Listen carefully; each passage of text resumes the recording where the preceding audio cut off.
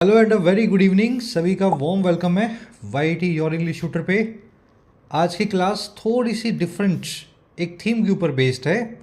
आपने सुना होगा अच्छा सोचो अच्छा होगा, अच्छा अच्छा दिमाग में इमेजिन करो तो वैसा ही आपके साथ होने लगेगा। अगर ऐसा सोचने से ही सब होने लगे तो काम करने की क्या ज़रूरत हो। तो ये दो बातें हैं जो आपस में बहुत कॉन्ट्राडिक्टरी हैं। अच्छा सोचें या अच्छा करें, या दोनों ही काम करने चाहिए।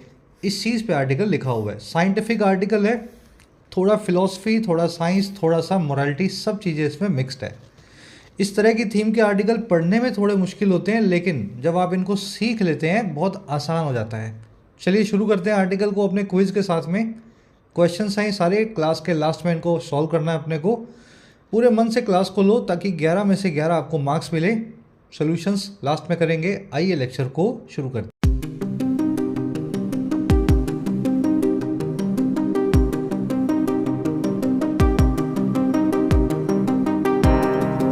कह रहा है जी रियलिटी इज पाइप ड्रीम। देखिए ड्रीम का मतलब होता है सपना, और पाइप का मतलब आप समझते हो। ये पाइप ड्रीम जो है ना, ये एक फ्रेज है और ये बना है पहले के वक्त से। पहले अफीम वगैरह लोग खुलेआम पिया करते थे, तो अफीम की जो पाइप होती है, पाइप समझते हो ना, वो हुक्का सा बना लेते हैं हुक्के की पाइप की तरह। तो जो लोग अफीम पिया करते थे सारा दिन, उनके सपने भी अफीमों जैसे होते थे, अफीमचियों जैसे, है ना। काम कुछ करना नहीं है, सारा दिन अफीम खींचनी है और बड़ी बड़ी बातें करनी है। तो पाइप ड्रीम जो है आपके ख्याली पुलावों के लिए यूज़ होने वाला वर्ड है। ऐसा सपना जो हो सकता है कि वो भी पूरा ही ना हो, डे ड्रीम जैसा हो, है ना, उसको बोलते हैं पाइप ड्रीम। तो कह रहा जी रियलिटी का भी क्या पाइप ड्रीम देखा जा सकता है। सारा दिन अच्छा अच्छा सोच करके क्या अच्छा अपने साथ आप करवा सकते हो, या कुछ काम भी करने की आपको ज़रूरत है। चलिए पाइप ड्रीम नाम का वर्ड अभी आगे डिटेल में आएगा, इसको डिस्कस करेंगे। टाइटल पैराग्राफ को देखते हैं क्या कहना चाह रहा है। कह रहा है जी what Cambridge dictionaries word of the year means depends on what sort of a person you are. कह रहा है जी क्या चीज़, व्हाट, जो कैम्ब्रिज डिक्शनरी का वर्ड ऑफ द ईयर है उसका मीनिंग है। तो कैम्ब्रिज डिक्शनरी का इस साल का वर्ड ऑफ द ईयर है मैनिफेस्ट। अभी आगे देखेंगे अपने। तो कह रहा है जी क्या मैनिफेस्ट वर्ड का मीनिंग है। कह रहा है वो डिपेंड ऑन करता है, वो निर्भर है कि किस तरह के वर्ड सॉर्ट ऑफ पर्सन आप हैं। तो मैनिफेस्ट वर्ड के बहुत सारे मीनिंग्स हैं। किसी के लिए इसका मीनिंग होता है सोचने से अच्छा होगा, किसी के लिए इसका मीनिंग होता है करने से अच्छा होगा। तो किस तरह के आप आदमी हैं इस पे डिपेंड करेगा। सेंटेंस थोड़ा कॉम्प्लिकेटेड स्ट्रक्चर वाला है, देख रहे होगे आप। What the meaning means depends on what sort of a person you are. Subject verb पकड़ोगे तो बड़ा आसान है। देखो जी व्हाट दिस मीनिंग मीन्स, ये पूरा जो आप क्लोज देख रहे हैं ना, पूरा ये वर्ड से लेकर के मीन्स तक, इस पूरे क्लोज की वर्ब है डिपेंड्स। समझ पा रहे हो क्या ये मीनिंग निकलता है, ये डिपेंड करता है कैसे आप आदमी हैं। तो ये व्हाट वाले क्लोज की वर्ब तो डिपेंड्स होगी, और इस क्लोज के अंदर जो व्हाट है, what word of the year, इसकी वर्ब है मीन्स। समझे मेरी बात को। ये पूरा क्लोज जो है ना, इस क्लोज की वर्ब है डिपेंड्स, यू की वर्ब है आर। इस वर्ड को मैं यहाँ से निकाल देता हूँ, ये अकेला सब्जेक्ट नहीं है बल्कि पूरा क्लोज ही सब्जेक्ट है। चलिए अब आगे बढ़ेंगे। आर्टिकल की वोकैब पे नज़र डालते हैं। 4 5 6 8 वर्ड्स शुरू में एक साथ देखो ताकि इसको स्मूथली पढ़ सको। अलग थीम का आर्टिकल है, मैक्सिमम बेनिफिट इसका लेना। जब भी इस थीम के आर्टिकल्स आते हैं आपके आरसी में, आप उनको स्किप करते हो, तो स्किप नहीं करना है, बहुत आसान होता है इनको पढ़ना। क्लास को एक लाइक और एक शेयर जरूर से दें। ये टेक्स्ट बुक की सेल आज से शुरू हो रही है, रात को 12 बजे। 499 में आपको 1 साल का मॉक टेस्ट पास मिलेगा, जिसमें सारे एग्जाम्स कवर्ड हैं, SSC, banking, railway, defence, steno, है ना। साथ ही प्रीवियस ईयर पेपर्स भी इसमें इंक्लूडेड हैं 1 साल की वैलिडिटी के साथ। उनको भी आप मॉक की फॉर्म में अटेम्प्ट कर सकते हैं।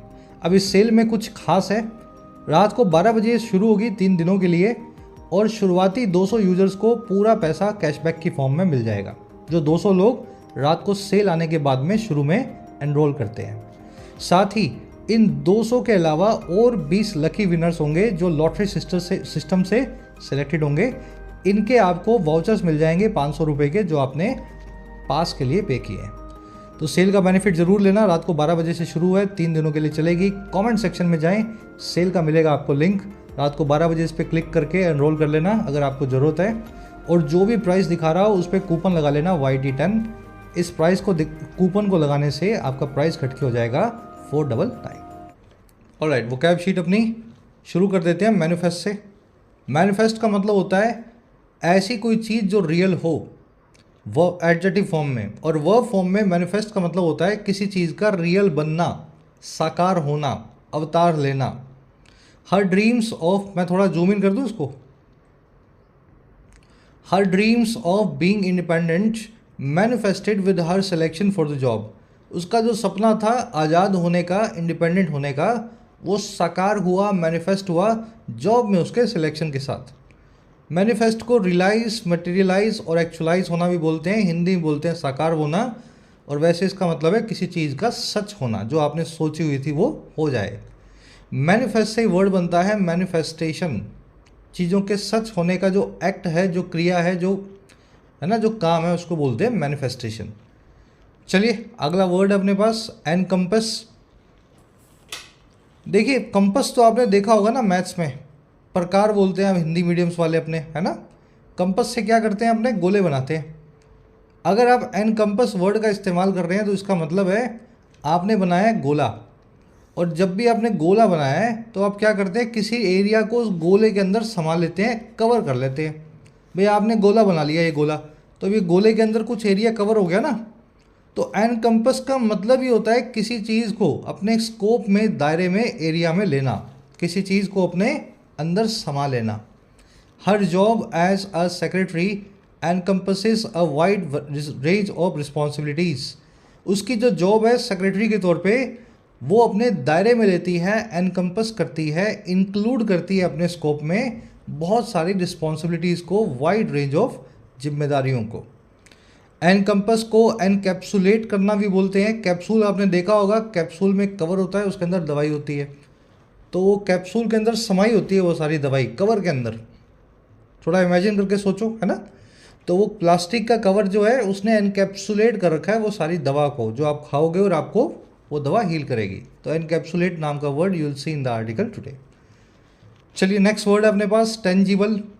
देखिए ऐसी चीज़ जो रियल हो, जिसको या तो नोटिस किया जा सके या जिसको टच किया जा सके। जैसे कुर्सी है, ये टेंजिबल है। जैसे अगर आपको मुझसे गुस्सा है, एंगर है, या आपको मुझसे प्यार है, एग्जांपल दे रहा हूँ, तो आपका गुस्सा या प्यार टेंजिबल होगा।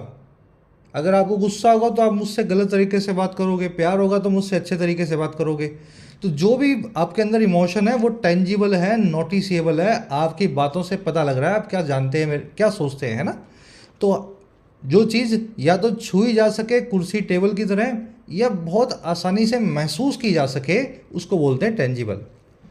चलिए, the GST has brought no tangible benefits to the government's revenue.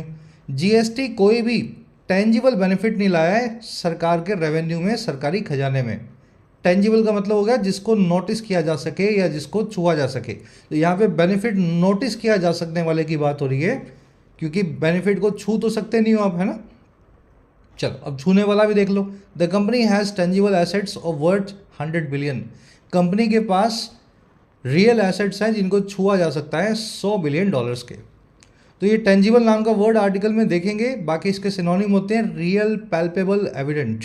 ठीक है, चलिए नेक्स्ट वर्ड है अपने पास एनश्राइन्ड। बहुत बार ये वर्ड आता है। जो चीज़ आपके अंदर बसी हुई है, आपका इनसेपरेबल पार्ट है, उसको बोलते हैं enshrined. Are fundamentals rights and duties are enshrined in constitution. हमारे मूल अधिकार और कर्तव्य अंदर बसे हुए हैं, इनसेपरेबल पार्ट है हमारे कॉन्स्टिट्यूशन का, अलग से नहीं है, कॉन्स्टिट्यूशन का ही पार्ट है हमारे, है ना, फंडामेंटल राइट्स एंड ड्यूटीज़। चलिए एनश्राइन्ड वर्ड के सिनोनिम्स होते हैं ingrained, entrenched, inherent, embedded, इनेट, deep seated, deep rooted. बहुत भारी भरकम लग रहे होंगे, पर जो बच्चा क्लास रेगुलर ले रहा है, ये सारे वर्ड्स महीने में 5 बार आप देखते हो, हर एक वर्ड महीने में 5 बार आ जाता है। ये कभी एम्बेडेड आ जाएगा, कभी इनेट आ जाएगा। आज इनग्रेन्ड नाम का वर्ड आप आर्टिकल में देखेंगे। ऐसी चीज़ जो अंदर बसी हो और इनसेपरेबल पार्ट हो, अभिन्न हिस्सा हो, इनग्रेंड होती है। ठीक है, ये इन लगना है ना, उसी से समझ में आ जाएगा आपको अंदर कोई चीज़ रखी हुई है। चलिए नेक्स्ट वर्ड अपने पास क्या है भाई साहब? फैड। देखिए आपने कभी कभी देखा होगा कुछ नए टाइप का फैशन आया और चला गया। बीच में कुछ लोग डाइट करने लगते हैं, कीटो डाइट करेंगे, कीटो डाइट है ना।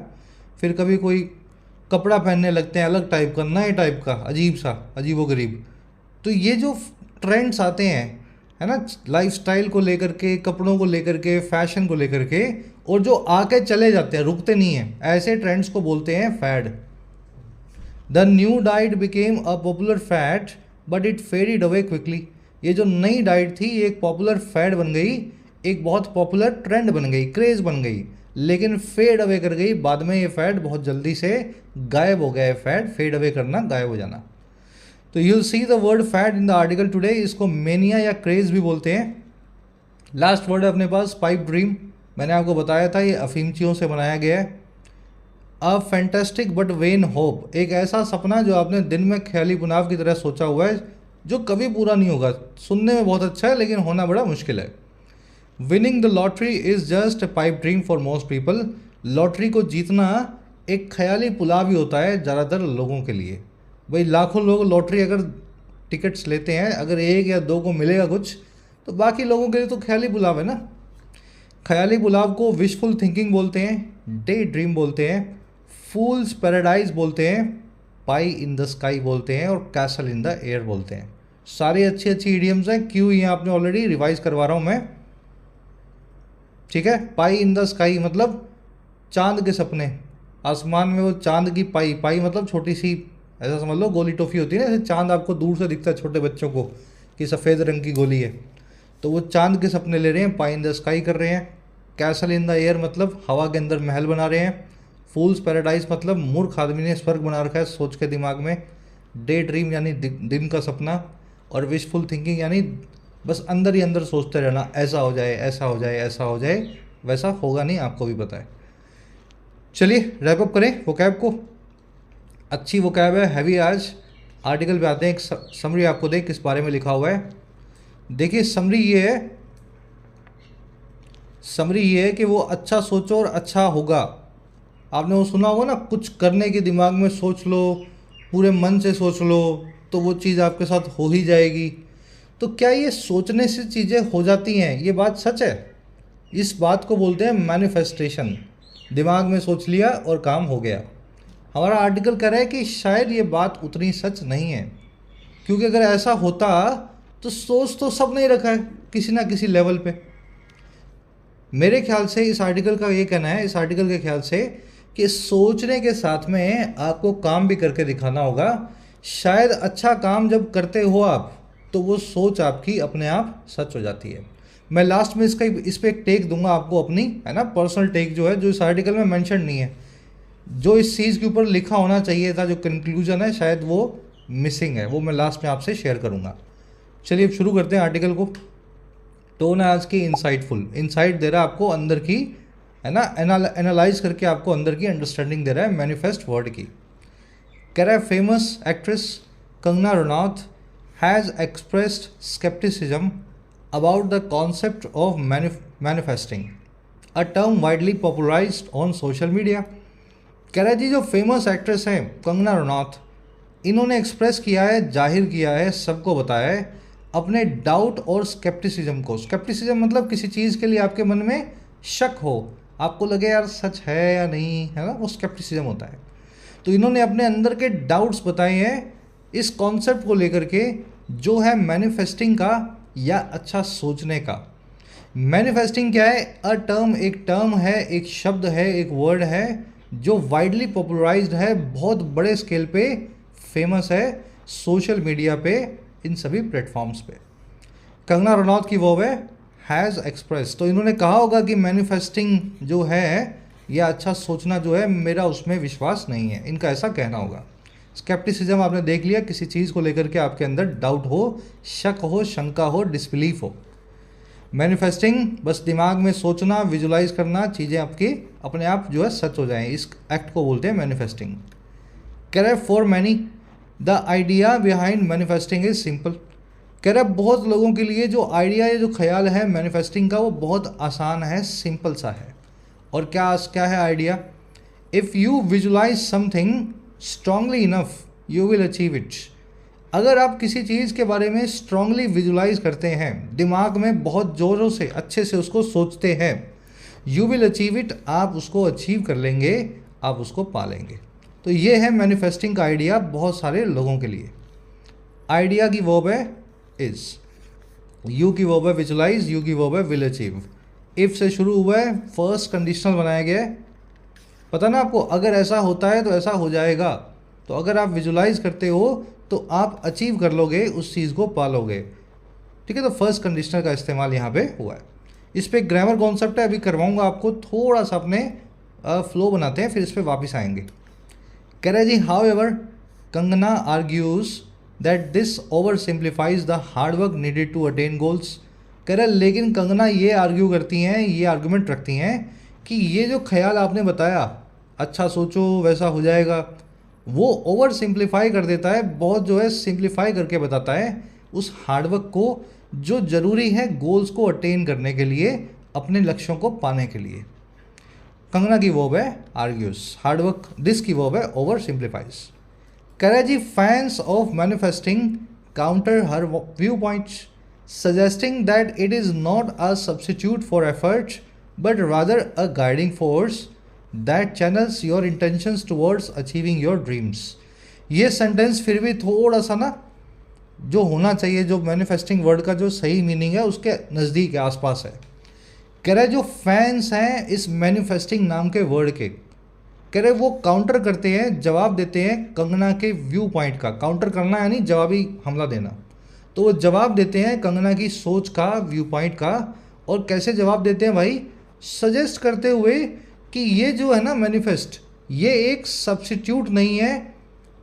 सब्सिट्यूट समझते हैं किसी की जगह जो कोई दूसरी चीज़ ले ले, तो ये जगह लेने वाला नहीं है एफर्ट की या मेहनत की। ऐसा नहीं है मेहनत की जगह मैनिफेस्ट करने लगे, वो ऐसा कहते हैं फैंस। कह रहे लेकिन बट ये बजाय इसके एक गाइडिंग फोर्स है, आपको गाइड करने वाली एक ताकत है जो चैनल करती है, डायरेक्ट करती है आपके इंटेंशंस को, आपके इरादों को, आपके गोल्स को अचीव करने तक। तो ये कहते हैं फैंस कि मेहनत तो करनी ही है, मैनिफेस्टेशन जो है या मैनिफेस्टिंग जो है ये तो आपके इंटेंशंस को सही दिशा में गाइड करने के लिए है। जब किसी चीज़ के बारे में अच्छा सोचोगे, किसी चीज़ के सच होने के लिए सोचोगे, तो आप पूरी मेहनत से उसके लिए काम भी करोगे। बस यही इसका काम है मैनिफेस्टिंग का। फैंस की वर्ब है काउंटर, व्यू पॉइंट का मतलब होता है नज़रिया, इट की वर्ब है इज, दैट की वर्ब है चैनल्स। सब्सिट्यूट यानी किसी चीज़ के लिए है ना, किसी चीज़ की जो सेकंड ऑप्शन होता है उसकी जगह कोई और चीज़ आ जाती है, वो उसको सब्सिट्यूट कर लेती है। ठीक है, इसको रिप्लेसमेंट बोल सकते हैं। कह रहा है according to the Cambridge dictionary manifest was named word of the year through its main stream popularity though its main stream popularity began in 2020। कह रहा है कैम्ब्रिज डिक्शनरी के हिसाब से मैनिफेस्ट जो है इसको नेम किया गया इस साल का वर्ड ऑफ द ईयर, 2024 का सबसे इम्पोर्टेंट या सबसे ज़्यादा पॉपुलर वर्ड।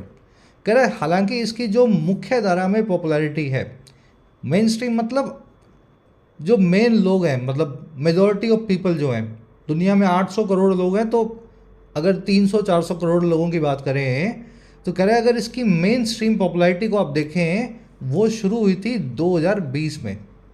कह रहे जी और कब हुई थी? Along side global trends like quarantine fuelled by the pandemic. और ये हुई थी ग्लोबल ट्रेंड्स के साथ में, फैड्स के साथ में, जैसे कि क्वारंटीन नाम का वर्ड था और जो फ्यूल्ड बाय द पैंडमिक से। तो 2020 में क्वारंटीन, मैनिफेस्टेशन, ये सारे वर्ड्स पहली बार दुनिया ने सुने थे, यूज़ करने शुरू किए थे। चलिए मैनिफेस्ट की वर्ब है वॉज नेम्ड, इसको नेम किया गया word of the year. Main stream popularity की वर्ब है बिगेन। मेन स्ट्रीम यानी मुख्य धारा में, मेजॉरिटी ऑफ पीपल जिस काम को करते हैं वो मेन स्ट्रीम हो जाता है। कह रहा है जी while some facts such as the dalgona coffee और online antakshari faded after the pandemic, manifesting has only grown stronger. कह रहे जहाँ कुछ आने जाने वाले ट्रेंड्स हैं या फैड्स हैं, फैड्स याद है ना आपको, कुछ नया आया कुछ 2 महीने चला और फिर लोग भूल गए उसको, है ना, ऐसी चीज़ों को बोलते हैं फैड। कह रहे जी जहाँ कुछ आने जाने वाले फैशन या ट्रेंड्स हैं, फैड्स हैं, जैसे कि डालगोना कॉफ़ी या फिर ऑनलाइन अंताक्षरी। ये आपने शायद सुना नहीं होगा। कोविड के टाइम डालगोना कॉफ़ी बहुत मशहूर थी, मतलब मैं कॉफ़ी का मैं भी शौकीन हूँ। तो चलो आप इसको सर्च करना नेट पे, ना, एक अलग टाइप की कॉफ़ी होती है, अलग तरीके से बनाई जाती है। कोविड के टाइम सभी लोग इनको घर पे बना रहे थे जो कॉफ़ी के दीवाने थे।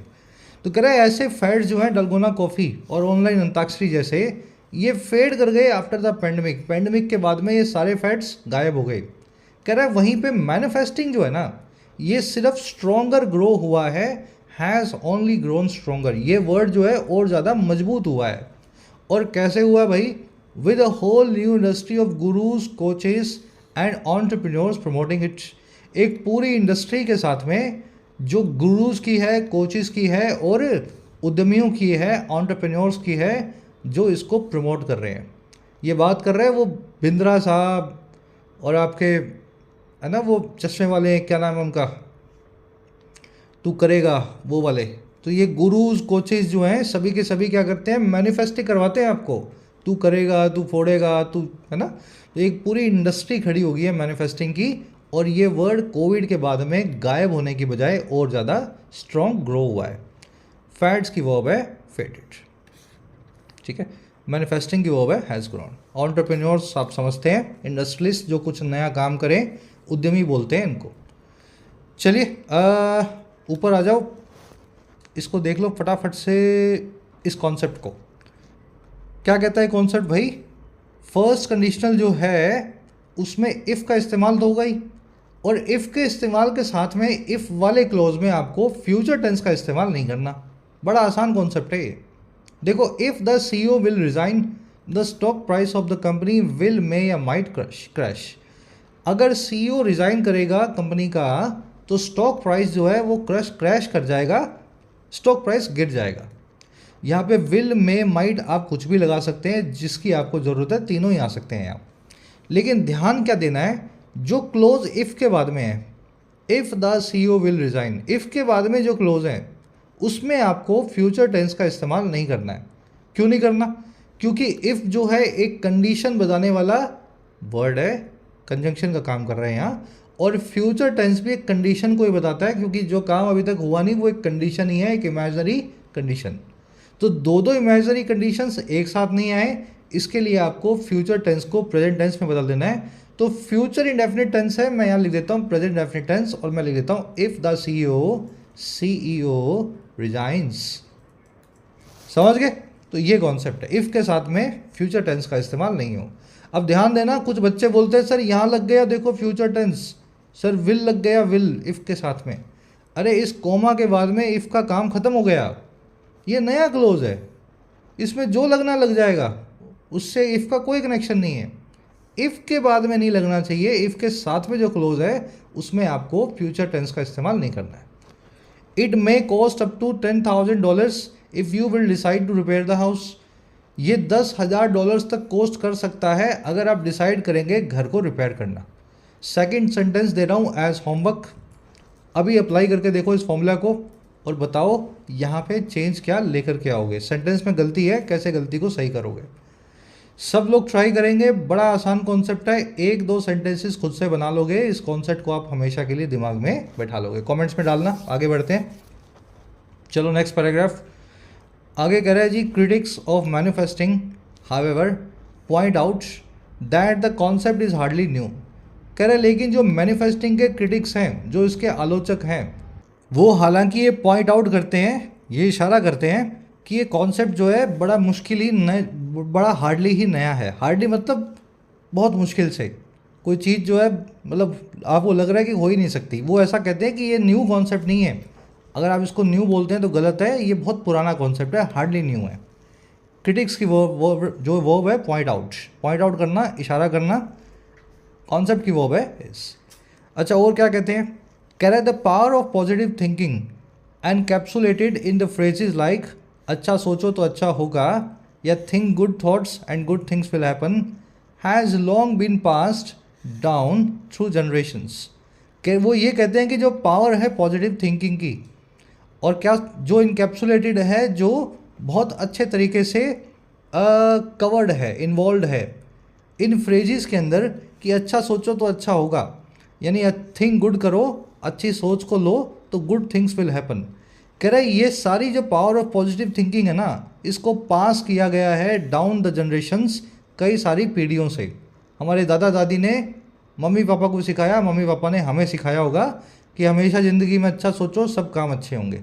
तो क्रिटिक्स बोलते हैं ये कुछ नया नहीं है 2020 के बाद, ये तो बहुत पचासों जो है सैकड़ों सालों से हमारे कल्चर का पार्ट है। द पावर जो है पॉजिटिव थिंकिंग, पावर की वर्ब है, हैज़ लॉन्ग बिन पास्ट। इस पावर को बहुत लंबे वक्त से पास किया गया है हमें जनरेशन्स के जो है थ्रू। समझ गए ना? Think good, good things will happen, subject verb आपके सामने है। थिंक का सब्जेक्ट है यू, अंडरस्टूड है यहाँ पे, और गुड थिंग्स की वर्ब है विल हैपन। इनकैप्सुलेट करना, एनकम्पस करना, इन्वॉल्व करना, किसी चीज़ को अपने दायरे में लेना, कवर करना। कह रहा है जी Rhonda Byrne's 2006 best seller the secrets popularize the idea that one's desires are already theirs from the moment they ask for them। कह रहे रोंडा बार्न्स की जो 2006 की बेस्ट सेलर किताब है, जो ये ऑथर नाम है रोंडा, इनकी जो 2006 की सबसे अच्छी किताब है द सीक्रेट जिसका नाम है, इस किताब ने भी पॉपुलराइज कर दिया था, बड़ा फेमस कर दिया था इस ख्याल को, आइडिया को, कि किसी भी इंसान के जो डिज़ायर्स हैं वो उसी इंसान के पहले से ही होते हैं, उसी मोमेंट से जब वो उनके लिए डिमांड करता है, जब वो उनकी मांग करता है। जब भी आप कोई सपना लेते हैं, डिज़ायर लेते हैं, वो सपना आपका अपने आप ही हो जाता है जिस मोमेंट पे आपने वो सपना लिया था, है ना? आपने सोच लिया ऐसा होगा, तो ये ऐसा होना जो है ये आपका एक पर्सनल ड्रीम है जिस मोमेंट से आपने इस चीज़ के बारे में सोचना शुरू किया था। तो इस सीक्रेट कोई किताब होगी, मैंने तो नहीं पढ़ी। द सीक्रेट किताब की वर्ब है पॉपुलराइज, डिज़ायर्स की वर्ब है आर। चलो एक ग्रामर कॉन्सेप्ट और है, ये पूरा पैराग्राफ करो, फिर देखते हैं ये देयर्स क्यों लिखा हुआ है, पीछे एस क्यों लगाया हुआ है ना इस कॉन्सेप्ट को। दे की वर्ब है आस्क। कह रहा है the notion of manifest destiny in the 1840s also reflected this belief. जो नोशन था, ख्याल था मैनिफेस्ट डेस्टिनी का, अपनी डेस्टिनी को मैनिफेस्ट करो, अपने नसीब को सोचो, है ना, क्या चाहिए आपको जीवन में। कह रहा है 1840 के दशक में वो भी ये रिफ्लेक्ट करता था इसी बिलीफ को। तो ये किताब तो 2006 में आई है, आज से 150 साल पहले एक और फैड चला होगा, नोशन चला होगा, मैनिफेस्ट करो अपनी डेस्टिनी, उसमें भी यही बिलीफ दिखाई देता था, which has since become ingrained in both American and global cultures including in India. जो कि तब से ही इनग्रेन हो गया है, अंदर बस गया है, एक पार्ट बन गया है, अभिन्न हिस्सा बन गया है अमेरिकन और ग्लोबल कल्चर्स का, दुनिया भर के समाजों का, जिसमें भारत भी शामिल है। ठीक है? नोशन यानी आइडिया, ख्याल, विचार। नोशन की वर्ब है रिफ्लेक्टेड, विच की वर्ब है हैज़ बिकम, इनग्रेन्ड है ना, किसी चीज़ के एम्बेडेड पार्ट होना, एनश्राइंड होना, डीप रूटेड, डीप सीटेड, सभी इनग्रेन्ड के सिनोनिम्स हैं। डेस्टिनी यानी नसीब, आपका जो है भाग्य। चलो अब इस कॉन्सेप्ट को देखेंगे, दूसरा ग्रामर कॉन्सेप्ट आज का, देयर्स क्यों लगा हुआ है। देखो जी, मेरा, तुम्हारा, हमारा, ये सब जो पजेसिव्स होते हैं, इंग्लिश में पजेसिव्स दो टाइप के हैं। एक तो होता है पजेसिव एडजेक्टिव और एक होता है पजेसिव प्रोनाउन। ध्यान से सुनना, मेरा, तुम्हारा, हमारा, उसका, इन सभी के लिए अंग्रेजी में दो अलग अलग वर्ड्स हैं। पजेसिव एडजेक्टिव जो है वो है my, our, your, his, her, their, its. My house, our house, your house, his house, her house, their house, its house, है ना, मेरा घर, तुम्हारा घर, इसका घर। और पजेसिव प्रोनाउंस कैसे बनते हैं? माई की जगह लिखा जाता है माइन, आवर की जगह लगाया जाता है आवर्स, योर की जगह लगाया जाता है योर्स, हिज का हिज ही लगेगा, पीछे एस और नहीं लगेगा, एक लग चुका है, हर का लग जाएगा हर्स, देयर का लग जाएगा देयर्स, और इट्स का पजेसिव होता ही नहीं है ना, पजेसिव प्रोनाउन फॉर्म इट्स की होती नहीं है। तो क्या हुआ, माई का माइन बना, बाकी सब के आगे एस लग गया, हिज के आगे एस लगाने की ज़रूरत है नहीं, तो इसको छोड़ दिया गया वैसा का वैसा। यूज़ क्या है दोनों के? पजेसिव एडजेक्टिव का इस्तेमाल तब होगा मेरा तुम्हारा के लिए जब इसके बाद में कोई नाउन रखा हो, मेरा घर, तुम्हारा घर, माई हाउस, योर हाउस। लेकिन अगर कोई नाउन ना रखा हो तो पजेसिव प्रोनाउन का यूज़ होगा mine, ours, yours, his, hers और देयर्स का। बहुत आसान है कॉन्सेप्ट ये। दिस इज़ माई या माइन हाउस, ये मेरा घर है, मेरा के लिए दोनों वर्ड सही हैं, माई भी आता है, माइन भी आता है, लेकिन आपको देखना है बाद में क्या रखा है। बाद में रखा है हाउस, एक नाउन। तो नाउन रखा है तो आप एडजेक्टिव का इस्तेमाल करेंगे। एडजेक्टिव होता है माई, तो मैं लिखूंगा this is my house. Clear है ना। लेकिन ये देखो, दिस हाउस इज़ माइन, ये घर मेरा है। दिस हाउस इज़ माइन, ये घर मेरा है। अरे घर मेरा है, लेकिन माई माइन के बाद में, मेरा के बाद में कोई नाउन नहीं है। अगर कोई नाउन नहीं है तो प्रोनाउन का इस्तेमाल किया जाएगा, एडजेक्टिव का इस्तेमाल नहीं किया जा सकता। तो दिस हाउस इज़ माई अगर लिख दोगे तो मामला गड़बड़ हो जाएगा। आपको लिखना पड़ेगा दिस हाउस इज़ माइन। एक बार इसको रिवाइंड कर लेना, 5 मिनट का कॉन्सेप्ट है, बड़े आसान तरीके से बताया, आधा पौना घंटा आपको खुद से पढ़ने में लगेगा इसको। इतना ही कॉन्सेप्ट है, जिसने सीख लिया आसान है। ये 5-6 वर्ड्स हैं, देख लो, मेरा तुम्हारा के लिए, जो पॉजेसिव, एडजेक्टिव और प्रोनाउन फॉर्म में यूज़ होते हैं। लास्ट में एक सेंटेंस दे रहे हैं आपको, खुद से ट्राई देनी है इसको, होमवर्क है आपका। She called a friend of her या हर्स फॉर हेल्प। उसने कॉल किया एक फ्रेंड को अपने या उसके हेल्प के लिए, है ना। अपने एक फ्रेंड को उसने कॉल किया हेल्प के लिए। तो फ्रेंड ऑफ हर लिखें या फ्रेंड ऑफ हर्स लिखें। हर भी उसका होता है, हर्स भी उसका होता है, दोनों में से क्या लगेगा चेक कर लो बाद में क्या रखा हुआ है।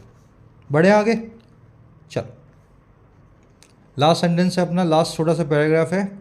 कह रहा है despites its cultural persistence scientist often challenge manifesting, finding out that there is little data to support the idea that visualization alone leads to tangible results। बावजूद इसकी कल्चरल परसिस्टेंस के, परसिस्टेंस यानी किसी चीज़ का परसिस्ट करना, बने रहना, टिकाऊ रहना, बावजूद सांस्कृतिक तौर पे इसके टिकाऊ होने के, साइंटिस्ट जो है अक्सर चैलेंज करते हैं मैनिफेस्टिंग को, पॉइंट आउट करते हुए, इस चीज़ को इशारा करते हुए कि बहुत ही कम डेटा है हमारे पास, लिटिल डेटा है सपोर्ट करने के लिए इस ख्याल को कि विजुलाइजेशन जो है, मैनिफेस्टिंग जो है, अकेले ही वो लीड करेगा टेंजिबल रिजल्ट्स तक, ऐसे रिजल्ट्स तक जो सच हैं, टेंजिबल हैं, जो रियल है। तो साइंटिस्ट बोलते हैं कोई डेटा हमारे पास तो है नहीं कि सोचने से हो जाएगा, अच्छा सोचने से अच्छा ही होगा, हमारे पास लिटिल डेटा है, ना के बराबर डेटा है सपोर्ट करने के लिए। चलिए, साइंटिस्ट की वर्ब है चैलेंज, डेटा की वर्ब है इज, देर से क्लोज शुरू हुआ है, वर्ब जो है सब्जेक्ट से पहले है। विजुलाइजेशन की वर्ब है लीड्स, टेंजिबल यानी रियल। कह रहे they suggest that it may fall more into the realm of magical thinking. वो ये भी सजेस्ट करते हैं कि ये चीज़ जो है ज़्यादा फॉल करेगी इस रियल्म में, इस दायरे में, इस डोमेन में, एरिया में जो है मैजिकल थिंकिंग का, जादुई सोच का। तो जादुई सोच वाला ख्याल है ये, मतलब वैसा कम है और जादू टोने वाला ज़्यादा है काम, साइंटिस्ट का ऐसा मानना है। ठीक है, 1 मिनट टाइम देख लो मैं कितना हो गया। चलो, दे की वर्ब है सजेस्ट, इट की वर्ब है मे फॉल, रियल्म यानी दायरा या डोमेन। कह रहा है जी yet humanity's fascination with manifestation, astrology, tarot cards, vision boards and other self help practices continue to thrive.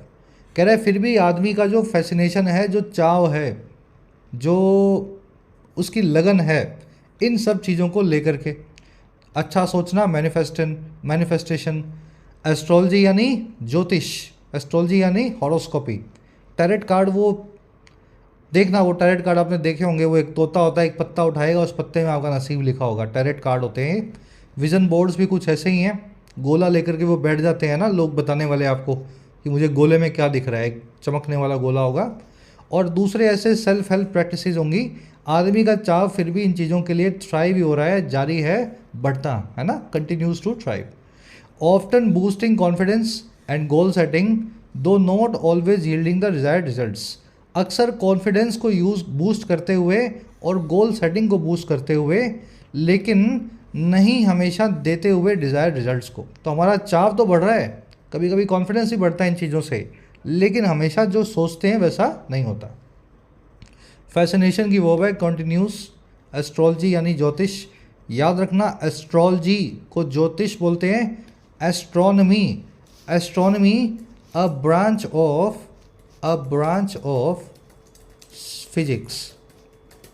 ठीक है, ये है खगोल विज्ञान, जिसमें सितारों, चांद की बात करते हैं आप, मार्स पे सैटेलाइट कैसे जाएगा, है ना, चांद पे पानी तो नहीं है, ये है एस्ट्रोनॉमी। और एस्ट्रोलॉजी क्या है, आज आपको दिन अच्छा रहेगा, आज आपके दुश्मन जो हैं सब परेशान रहेंगे। तो ये दो अलग अलग चीज़ें हैं, ज़मीन आसमान का फ़र्क है, लॉजी और नॉमी के फ़र्क से चेंज हो जाता है। चलो आज के क्विज़ में मैंने दोनों वर्ड्स के बीच का डिफरेंस आपसे पूछा है, देख लेना इनको। आगे कह रहा है जी, for many the outcome is more about self reflection which can sometimes lead to feelings of guilt और self blame when goals remain unmet. कह रहा है बहुत लोगों के लिए आउटकम जो है वो एक सेल्फ रिफ्लेक्शन के बारे में है, जो हुआ वो उसको देख करके वो खुद को रिफ्लेक्ट करते हैं, है ना। सही हुआ तो खुद को अच्छा मान लेंगे, गलत हुआ तो खुद को ब्लेम करेंगे। तो ज़्यादातर लोगों के लिए आउटकम इसी तरीके से सेल्फ रिफ्लेक्शन का एक बहाना होता है। कह रहा है वो जो कभी कभी लीड टू कर जाएगा फीलिंग्स तक, या तो गिल्ट की या खुद को ब्लेम करने की, जब आपके गोल्स अनमेट रहते हैं, आपके ख्वाब पूरे नहीं होते हैं।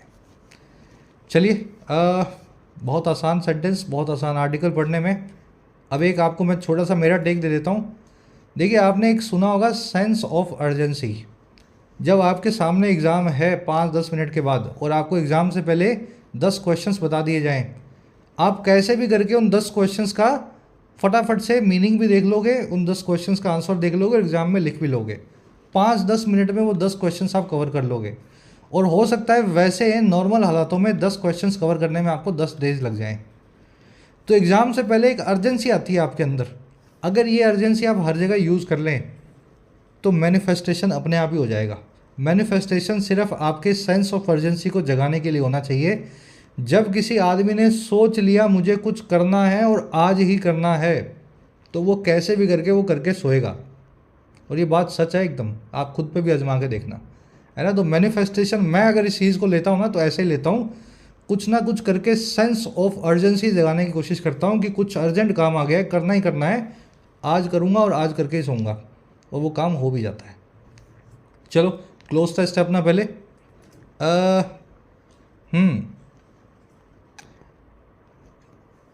एक बार खुद से ट्राई दो, देखो आपके हिसाब से बन रहा है कि नहीं बन रहा, फिर मैं बना के दिखाता हूँ। चलिए मैं सोच के ऐसा चल रहा हूँ, मान के चल रहा हूँ, आपने ट्राई दे ली है। जो आइडिया है मैनिफेस्टिंग का, इसने पॉपुलैरिटी को गेन कर लिया है, फिर भी इसकी इफेक्टिवनेस आज भी डिबेटेबल है, इस पे सवाल है।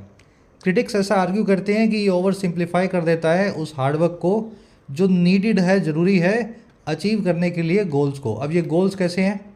इमेजनरी, एम्बिशियस, टेंजिबल या थ्योरेटिकल? देखो दो आंसर बनते हैं, एम्बिशियस और टेंजिबल दोनों आपके आंसर्स बन जाएंगे यहाँ, एम्बिशियस गोल्स या टेंजिबल गोल्स। लेकिन टेंजिबल ज़्यादा बेटर वर्ड होगा दोनों में से, क्योंकि ऐसे गोल्स जो सच हों, जो रियल हों, उन्हीं को ही आप अचीव कर सकते हैं। समझ पा रहे हो? टेंजिबल, आपने कुछ अजीब सा गोल बना रखा है जिसका कुछ ना सर है ना पाँव है ना। मैं पतला होना चाहता हूँ, अरे कितना पतला होना चाहता हूँ, कितने किलो वजन कम करना है, क्या मसल मास भी कम करना है फैट के साथ में, है ना। कहाँ से पतला होना है आपको, ओवरऑल बॉडी की स्ट्रक्चर आपको कैसी चाहिए। तो ये बहुत अलग अलग गोल्स हैं। मैं पतला होना चाहता हूँ कोई गोल नहीं है अपने आप में, ये बिना सर पाँव का गोल है। तो टेंजिबल गोल्स अगर आपको पूरे करने हैं तो वहाँ पे हार्डवर्क की ज़रूरत होती है, क्रिटिक्स आर्ग्यू करते हैं। चलिए फर्स्ट के अंदर टेंजिबल लिखूंगा, एम्बिशियस गलत नहीं होता लेकिन tangible makes more sense here, है ना। Supporters believe it bridges imagination and reality. Supporters कहते हैं ये सोच और रियलिटी के बीच में ब्रिज बनाता है, पुल बांधता है। हेल्पिंग डिज़ायर्स डैश, हेल्प करते हुए डिज़ायर्स को इस चीज़ के लिए। हेल्प वर्ब एक नाउन लेगी और उसके बाद में एक बेस फॉर्म लेगी वर्ब की, जिस भी चीज़ में आप हेल्प कर रहे हो। तो help desires materialise, disappear, diminish और कोलैप्स, चारों वर्ब्स हैं। आपके डिज़ायर्स को मटीरियलाइज होने में हेल्प चाहिए, ना कि डिसअपीयर या डिमिनिश या कोलैप्स होने में। भाई अपने ख्वाहिशों को आप सही सच बनाओगे ना, उनको गायब करके ख़त्म करके गिराओगे थोड़े ना। कोलैप्स करना, गिराना, डिमिनिश यानी कम करना, डिसअपीयर यानी गायब करना। तो हेल्पिंग डिज़ायर्स मटीरियलाइज आपका आंसर बनेगा। While rooted in culture history some see it as a fleeting dash. कह रहे कल्चर हिस्ट्री में रूटेड होने के बावजूद कुछ लोग इसको देखते हैं एक फ्लीट करते हुए डैश की तरह। फ्लीट करना यानी जो बहुत क्षणिक हो, आया और चला गया। तो कैसे देखते हैं वो, आने जाने वाले किस चीज़ के तौर पे देखेंगे? फैड, ट्रेडिशन, फिलॉसफी या आइडियोलॉजी? देखिए आइडियोलॉजी भी सही लग रहा है, ट्रेडिशन भी सही लग रहा है, लेकिन यहाँ वर्ड यूज़ होगा फैड। जो आने जाने वाला हो उसी के लिए वर्ड इस्तेमाल होता है फैड। तो इसको फैड की तरह देखते हैं rather than a lasting concept. Scientist challenge the idea claiming it falls more into the dash of real thinking, जो है मैजिकल थिंकिंग। साइंटिस्ट जो है आइडिया को चैलेंज करते हैं और क्लेम करते हैं कि ये फॉल करता है डैश में मैजिकल थिंकिंग के। तो मैजिकल थिंकिंग के किस में करेगा, कॉन्टेक्स्ट में, इल्यूजन में, स्कोप में या रियल्म में। देखो यहाँ भी दो आंसर हैं, स्कोप और रियल्म दोनों बन सकते हैं। ठीक है, इस केस में सी और डी आपके दोनों आंसर्स बन सकते हैं। स्कोप भी मतलब दायरा, रियल्म का मतलब भी दायरा। ठीक है, एग्जाम में ऐसा क्वेश्चन नहीं आएगा, लेकिन दोनों वर्ड्स आपको पता होने चाहिए, सेम है। कह रहा है जी nonetheless for many the practice boost confidence and shifts their dash towards positivity. फिर भी बहुत लोगों के लिए मैनिफेस्टेशन की जो प्रैक्टिस है कॉन्फिडेंस को बूस्ट करती है और शिफ्ट करती है उनके डैश को पॉजिटिविटी की तरफ। तो किस चीज़ को पॉजिटिविटी की तरफ ले जाती है, इमोशन को, इंटेंशन को, परसेप्शन को या रियलिटी को? इंटेंशन को। आपका इरादा अगर पॉजिटिव हो गया, मुझे करना है, आज सोने से पहले करना है, तो फिर करना ही है और करके ही हो गया। इंटेंशन ही है सारा खेल, है ना। चलिए, क्लोज टेस्ट बहुत मुश्किल नहीं लगा होगा, बड़ा कॉमन सा था।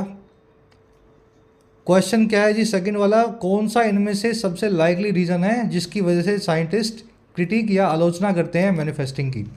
क्या रीज़न है मैनिफेस्टेशन को साइंटिस्ट नहीं मानते हैं?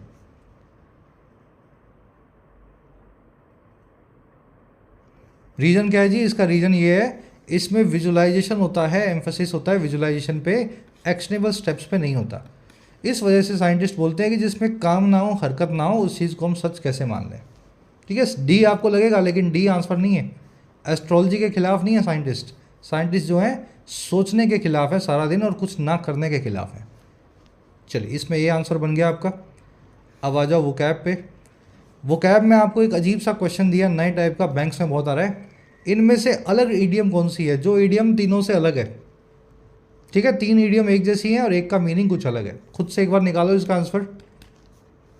एनकैप्सुलेट का मीनिंग आपसे पूछा है। एक स्यूडो साइंस जिसमें चांद सितारों की पोजीशंस की बात होती है और उसके हिसाब से आपका भविष्य बताया जाता है, उसको क्या बोलते हैं, एस्ट्रोलॉजी या एस्ट्रोनॉमी? लास्ट में दो एरर्स मिलेंगी। पहली मिलेगी इस इफ़ नाम के वर्ड की वजह से, और दूसरी आपको मिलेगी, दूसरी कहाँ मिलेगी? चलो चेक करो, बताऊंगा तो फिर देखते ही वो पकड़ लोगे आप, है ना। यहाँ विल बी के आसपास आपको दूसरी मिल जाएगी। सभी के आंसर्स लास्ट वाले 7 से 11 तक आपको कमेंट सेक्शन में मिलेंगे, पांचों क्वेश्चंस के आंसर। फर्स्ट कमेंट से चेक करना। आउट ऑफ 11 कितने मार्क्स मिले ज़रूर से बताना। क्लास आज की कैसी लगी?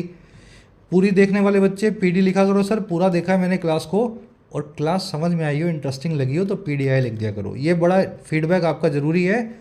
जिन आर्टिकल्स पे पीडीआई ज़्यादा लिखा होता है, वैसी थीम्स के आर्टिकल्स मैं ज़्यादा ढूंढ करके लाने की कोशिश करता हूँ। अपना फीडबैक कमेंट्स में ज़रूर डालें, और हाँ, ऐप को ज़रूर डाउनलोड कर लें। कमेंट सेक्शन में ऐप का लिंक दिया गया है। जो भी कोर्स आपकी नीड है, अफोर्डेबल प्राइस में आप अपने एग्ज़ाम को प्रिपेयर कर सकते हैं, एसएससी, बैंकिंग, यूपीएससी या स्टेट पीएससी एग्ज़ाम को। ये टीम का नंबर है, इस पर व्हाट्सएप करके आप टीम से बात भी कर सकते हैं अगर आपकी कुछ क्वेरीज हो।